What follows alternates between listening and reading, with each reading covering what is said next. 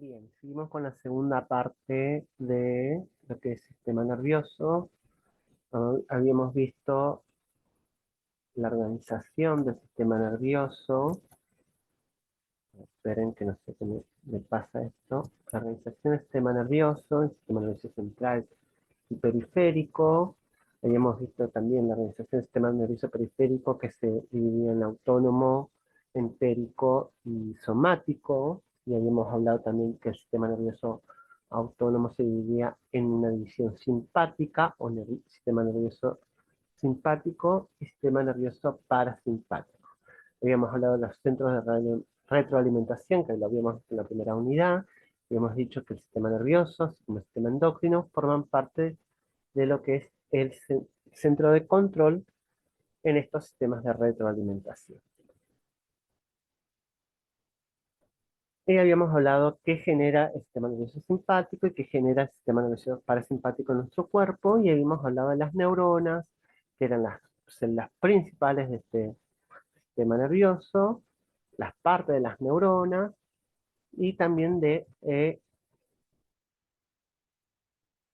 la clasificación en multipolares, bipolares y unipolares de estas neuronas, en donde se ubicaban, y que los receptores sensoriales o sensitivos eran las dendritas de estas neuronas sensitivas y cómo estaban dispuestas dentro de estos receptores. Bien, ahora tendríamos que hablar de lo que es la clasificación funcional de estas neuronas. Habíamos visto la clasificación estructural en multipolares, bipolares, unipolares. Desde el punto de vista funcional, las neuronas se dividen en tienen en tres particulares.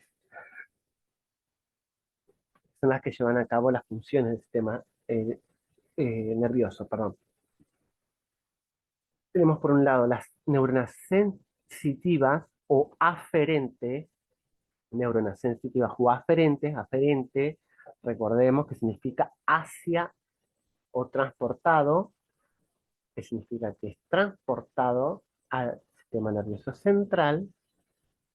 Estas neuronas sensitivas contienen receptores sensitivos, que ya lo habíamos visto, son las dendritas, estas neuronas sensitivas, están dispuestas en el corpúsculo de Meissner y demás, y se localizan después de un receptor sensitivo, estas neuronas sensitivas.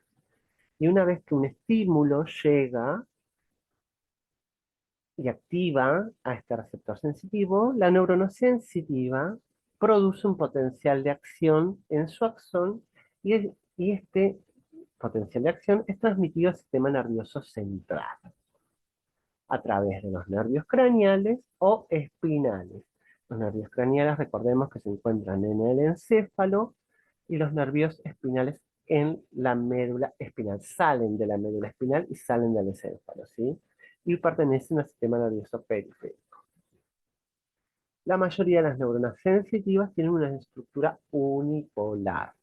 Estructura unipolar. Recordemos cuál es la estructura unipolar de una neurona, ¿sí? Después tenemos las neuronas motoras o eferentes. ¿Qué significa eferente? Lejos de, que significa que va desde lo que es el sistema nervioso central hacia la periferia, ¿sí?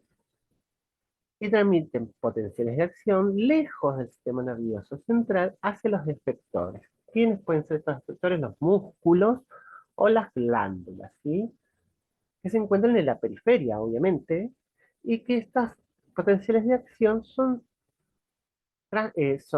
transmitidos a través de los nervios craneales y espinales, ¿sí? Las neuronas motoras tienen una estructura multipolar, ¿sí? Y después tenemos las interneuronas o neuronas de asociación, se llaman. Estas se localizan fundamentalmente en el sistema nervioso central, o sea, médula espinal y encéfalo. Y se encuentran entre las sensitivas y las motoras. ¿Qué hacen estas? como dice su nombre, interneuronas, se encuentran entre neuronas, o asociación porque procesan la información que llega de una neurona sensitiva, la procesan y mandan una respuesta a través de una neurona motora.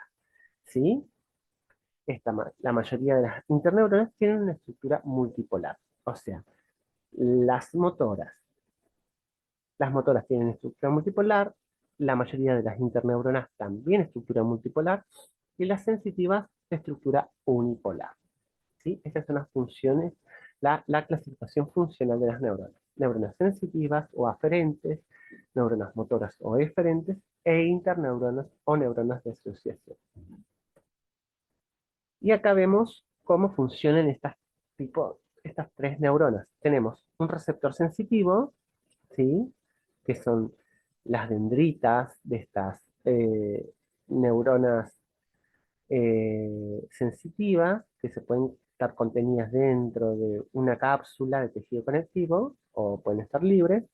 Este receptor sensitivo está recibiendo un estímulo. ¿Cuál es el estímulo? Agarrar la lapicera. Está recibiendo este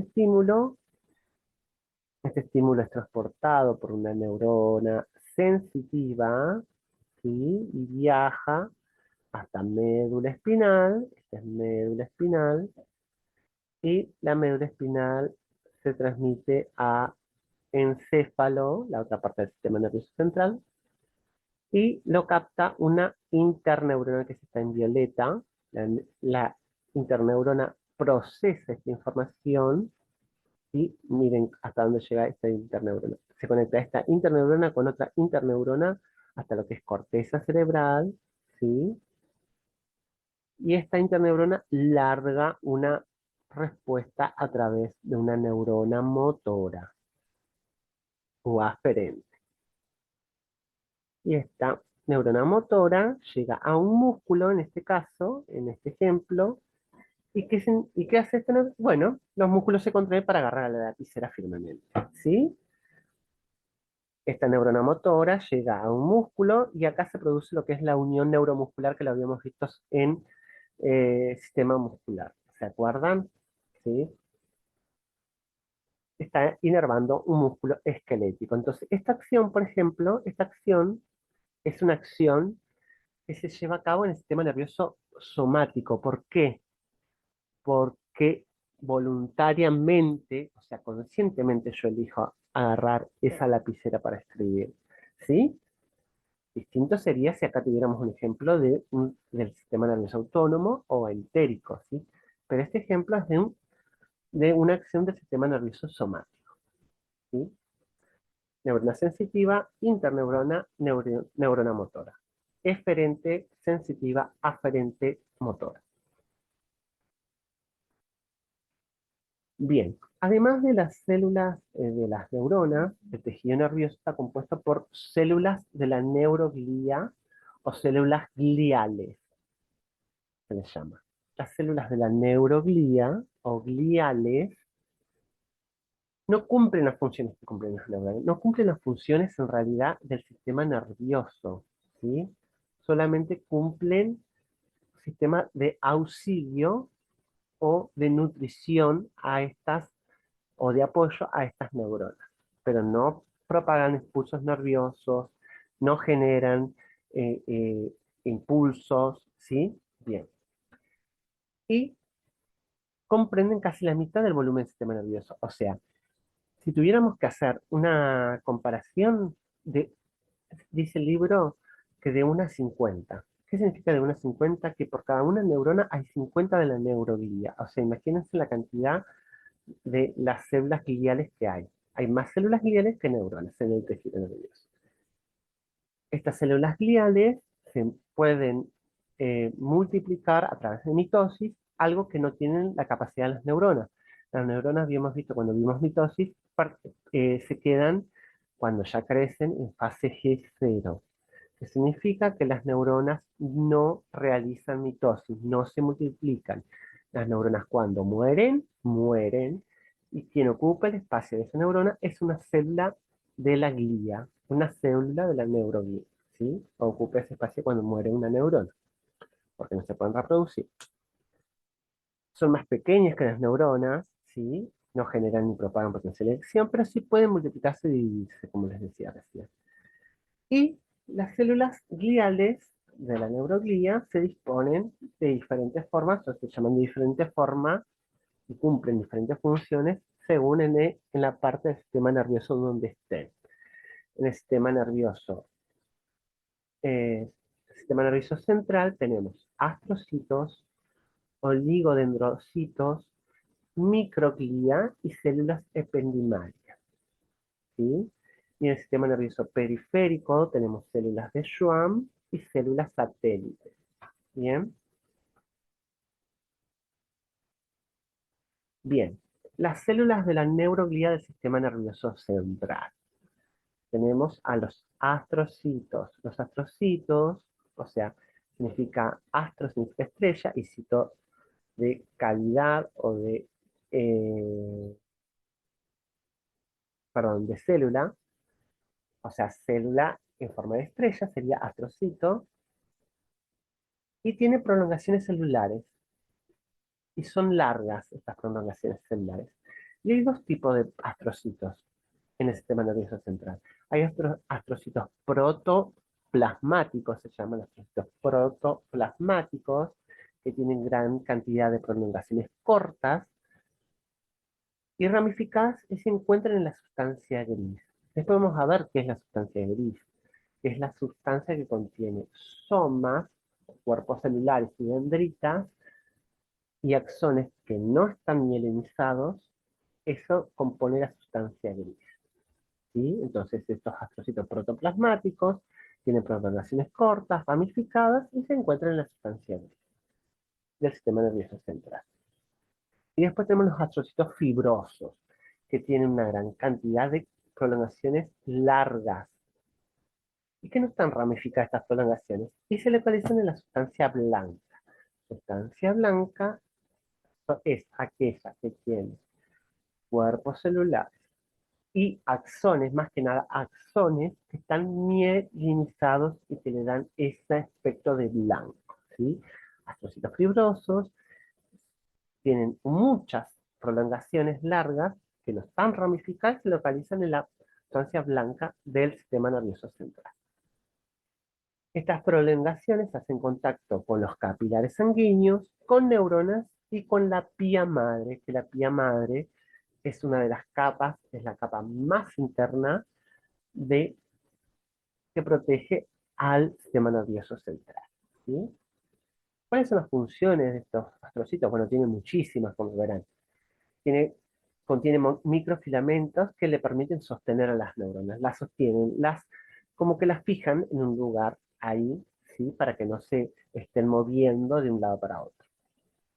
Estas prolongaciones envuelven a los capilares sanguíneos, también esa es otra función, y aíslan a las neuronas del sistema nervioso central de diferentes sustancias potencialmente nocivas de la sangre, mediante la secreción de compuestos químicos que mantienen la característica exclusiva de permeabilidad que tienen las células endoteliales de los capilares. Imagínense, el sistema nervioso central es muy, pero muy, muy sensible, ¿sí? Tienen que tener una estructura que lo proteja bien, ¿sí? Entonces, ¿qué hacen estos astrocitos? Sus prolongaciones, sus proyecciones, aíslan a este sistema nervioso central de lo que son los capilares sanguíneos, que muchas veces la sangre contiene muchas sustancias nocivas o sustancias que particularmente trae la sangre, que para el sistema nervioso son corrosivas, entonces lo tiene que mantener alejado, ¿bien? Después otra función, en el embrión, que es la primera etapa de lo que es el desarrollo de la vida humana, ¿sí? El embrión es la primera etapa del desarrollo humano, antes de ser feto. En el embrión se secretan sustancias químicas que supuestamente regulan el crecimiento, la migración y la interconexión de neuronas celulares. En el embrión no existe el sistema nervioso, existe lo que se conoce como tubo neural, seguramente en una materia, cuando vean niños, cuando vean procreación, van a ver que se llama tubo neural y que es muy importante cuidarlo porque de eso va a depender la persona que seamos y de diferentes patologías. Entonces, este tubo neural crece y se interconectan estas neuronas gracias a estos astrocitos. También dice que contribuye a mantener las condiciones químicas propicias para la generación de pulsos nerviosos. Regulan la concentración de iones tan importantes como el potasio, el potasio, capturan los neurotransmisores excedentes y sirven como conducto para el paso de nutrientes y otras sustancias entre las capilares sanguíneas de las neuronas. Bien, estos astrocitos eh, mantienen estas condiciones químicas para que se puedan producir los impulsos nerviosos, ¿sí? Con- eh, Regulan la concentración de iones. Vamos a ver que hay iones por fuera de la célula y por dentro de la célula que están en más o menos abundancia y que mantienen a esta célula en un estado propicio, ¿sí? Entonces estos atrocitos que hacen, regulan estos iones para que no se descontrole todo, ¿sí? Se desmadre, por así decirlo. Capturan también los neurotransmisores excedentes. ¿Se acuerdan que cuando habíamos unión neuromuscular se secretaba el neurotransmisor acetilcolina desde lo que es la neurona motora? Y esta acetilcolina se unía a receptores muscarínicos que estaban en la célula muscular. Y después que se producía la contracción muscular, este acetilcolina se degradaba. Se tenía que desprender de este receptor y se tenía que degradar. Bueno, los astrocitos recuperan a esta acetilcolina y la devuelven a lo que es la neurona, para que para que vuelva a tener funcionamiento. Y también dice que es un conducto para que pasen los nutrientes, lo que son los capilares sanguíneos, hacia las neuronas. Habíamos visto que estos astrocitos separan el sistema nervioso central de los capilares sanguíneos por estas sustancias nocivas que trae la sangre. Entonces, para nutrir a la neurona, estos astrocitos sirven como vía de paso, ¿sí? Y la última función dice que desempeñan una función en el aprendizaje y en la memoria, que son eh, funciones que se les conocen en psicología, funciones secundarias o mayores, ¿sí? Y desempeñan esta función de aprendizaje y de memoria, por medio de la influencia que ejercen sobre la formación de la sinapsis. Recordemos, sinapsis significa la comunicación entre neurona y neurona, neuro o neurona y músculo, o neurona y glándula. Eso es sinapsis, la comunicación entre entre una estructura y otra. Estos son los astrocitos. Luego tenemos los oligodendrocitos. ¿Qué significa? Oligo significa poco y dendrón significa árbol, ¿sí? En forma de árbol. En forma de un árbol, ¿sí? Estos se asemejan a los astrocitos, pero son mucho más pequeños y contienen muy pocas prolongaciones, no contienen tantas. ¿Y qué hacen estos oligodendrocitos dentro del sistema nervioso central? Son los que forman y mantienen la vaina de mielina. Les podemos ver qué es la vaina de mielina y mielización. Pero, ¿qué es la mielina? Es una vaina mielina, es una protección que tiene el axón de las neuronas para que los impulsos nerviosos no se descontrolen, ¿sí? Y esta vaina mielina está compuesta por lípidos y proteínas. Entonces, ¿quién produce la vaina de mielina en el sistema nervioso central? El oligodendrocito. Forma y mantiene esta vaina de mielina, ¿sí? Después la microglía, las células de la microglía. Son pequeñas y tienen delgadas prolongaciones. Emiten numerosas proyecciones en forma de espina, ¿sí? ¿Qué función tiene? Fagocítica. Fagocíticas, recordemos que significa comer. Fago significa comer. Y cítico viene de destrucción, o sea, a través de estas células que hacen, comen, se comen sustancias o células nocivas o virus, bacterias, todo lo que quiere ingresar al sistema nervioso central que le pueda provocar un malestar, estas microglías se lo comen y destruyen esto, ¿sí? Entonces, eliminan detritos celulares. ¿Qué son los detritos? Son pedacitos de las células cuando las células se destruyen. Vieron que cuando ustedes rompen una taza, supongamos de vidrio, quedan pedacitos de vidrio. Bueno, cuando una célula se destruye, quedan pedacitos y estos pedacitos se les llaman detritos. Entonces, estas microglías comen estos detritos para destruirlos, ¿sí? Y esto se da, estos detritos celulares se dan cuando se está desarrollando el sistema nervioso central, cuando el tubo neural se está convirtiendo en sistema nervioso. También fagocita el microorganismo y tejido nervioso dañado, ¿sí? Y después, por último, tenemos en este sistema nervioso central las células ependimarias, ¿sí? Que forman parte de la barrera hematoencefálica, ¿sí? Estas células ependimarias tienen forma cuboide o cilíndrica y están distribuidas en una monocapa con microvellosidades. Son células cuboides cilíndricas que tienen microvellosidades, que son esos pelitos chiquitos que son un poco más grandes que los cilios, pero son un poco más chicos que los pelos comunes que tenemos, ¿sí?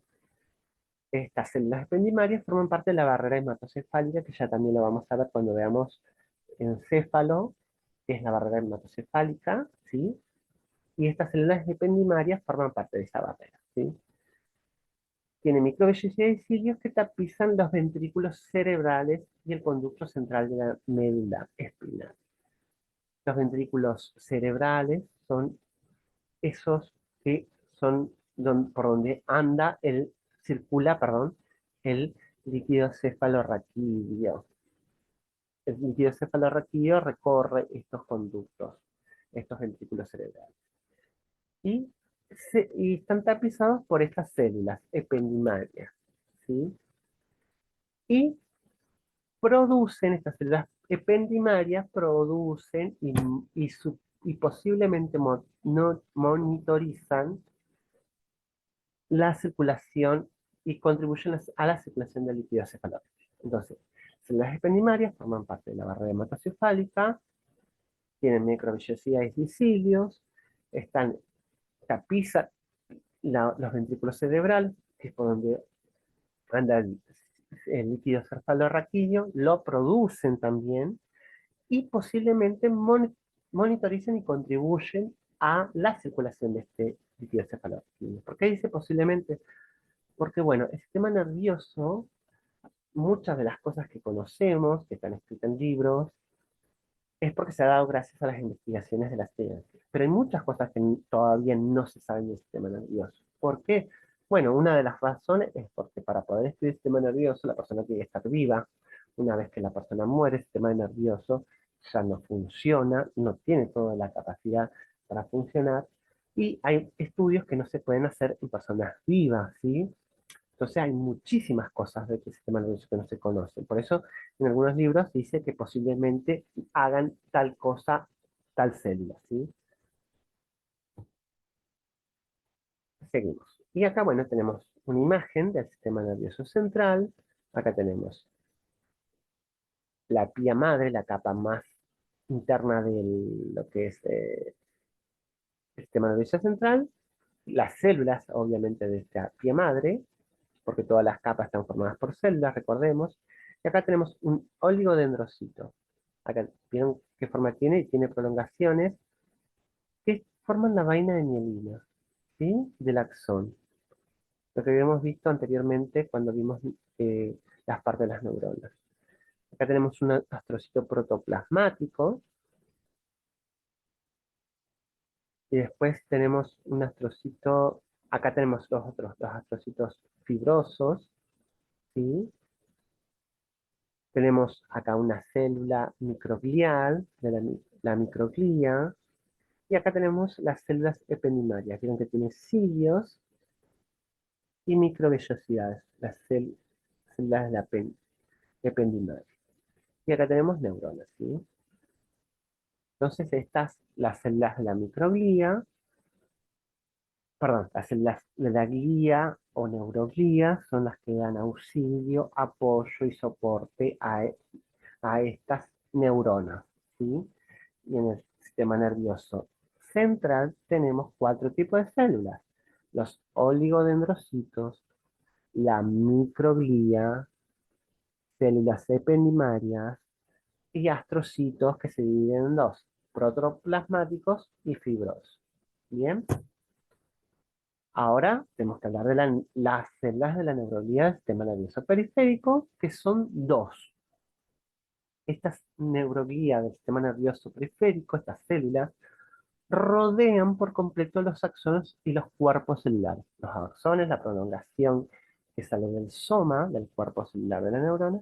Los cuerpos neuronales eran, celulares, perdón, era esa parte que contenía todas las organelas típicas.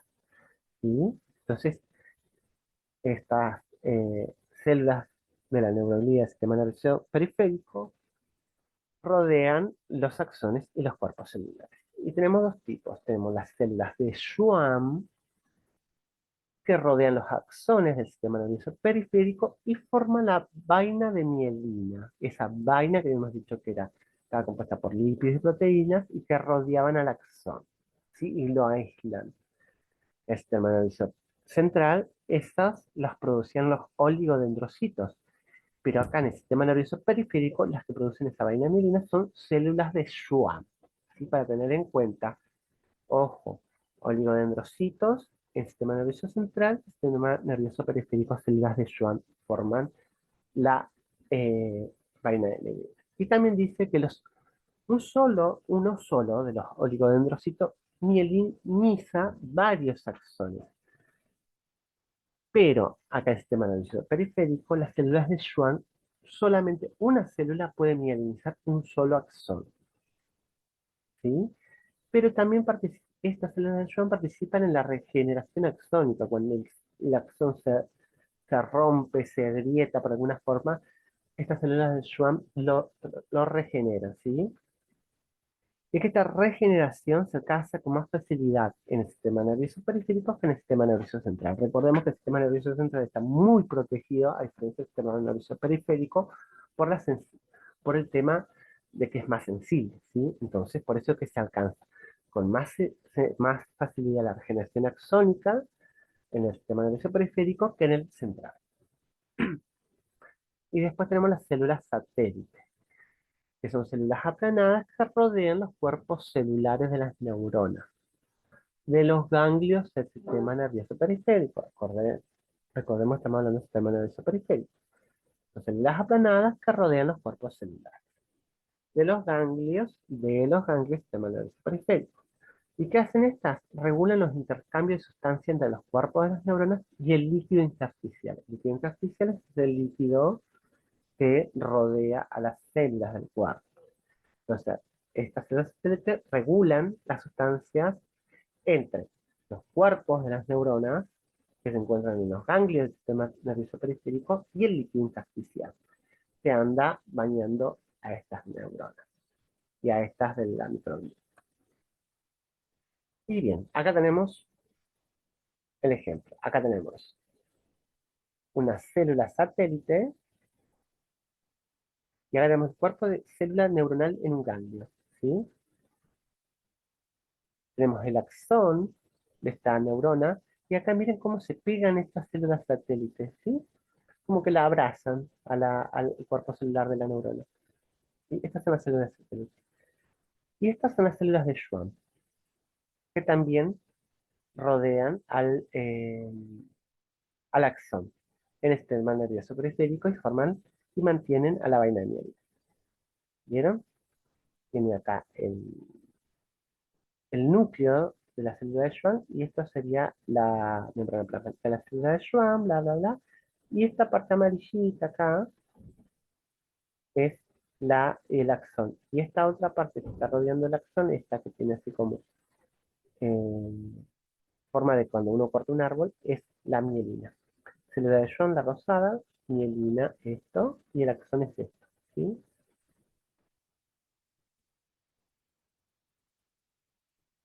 Y acá está mostrando un axón amielínico. ¿Qué significa mielínico? Que no está mielinizado, ¿sí?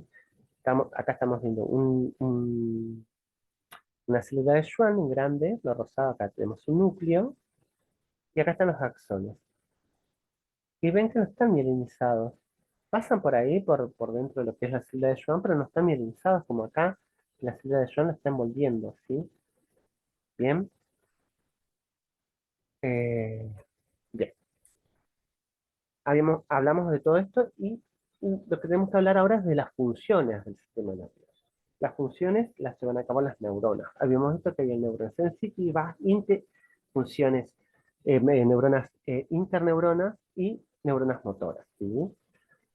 Esa era la clasificación funcional. Que habíamos visto que habían desde su forma estructural, unipolares, multipolares y unipolares o pseudo-unipolares. Ahora, las neuronas, como les dije, son las que llevan a cabo las funciones del sistema nervioso. ¿Y cuáles son las funciones de este sistema nervioso? Si bien nosotros podemos hablar, caminar, darnos a entender y muchas cosas gracias a este sistema nervioso, todo esto que podemos hacer se puede resumir en tres grandes funciones. Una función sensitiva, que está dada por los receptores sensitivos que detectan, ¿sí? Detectan los estímulos internos y como por ejemplo el aumento de la tensión arterial, y los externos, como por ejemplo una gota de lluvia caiga sobre nuestro brazo, y esta información es transportada luego hacia el encéfalo y la médula espinal a través de los nervios craneales espinales. Entonces, esta función sensitiva es gracias a los receptores sensitivos que detectan estímulos internos y externos y transportan esta información al sistema nervioso central, encéfalo o médula espinal a través de los nervios craneales y espinales. Después tiene una función integradora, que significa que procesa la información que le llegó. Procesa la información sensitiva, la analiza y toma una decisión. Y una vez que hace esto, efectúa una respuesta. Y esta respuesta viaja del sistema nervioso central, desde lo que es el encéfalo o la espinal, a través de los nervios espinales o craneales a sistema nervioso periférico. Y después tiene una función motora. Y que llegó, la una vez que el estímulo llegó al nervioso central procesó, esta respuesta viaja a través de la neurona motora. Bien, y acá viene la función motora.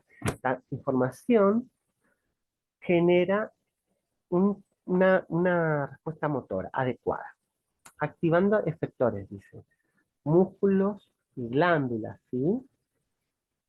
Músculos y glándulas, a través de los nervios craneales y espinales. Y esto hace que los músculos se contraigan o se relajen o estimula una glándula para que secrete sus sustancias, ¿sí? Estas son las tres grandes funciones del sistema nervioso. Bien, vamos a dejar acá, porque después viene mi iniciación y otras cositas más. Yo no sé cuánto tiempo llevamos grabando, porque no logro ver y no me dice tampoco. Vamos a terminar acá, así después le hago la tercera parte, ¿sí? Así que bueno, recuerden completar con el libro todo y, eh, y ver cuántas veces sea necesario este video para poder entender, para poder después hacer el parcial de la mejor forma, ¿sí? Así que bueno, eh, nos vemos en el próximo video.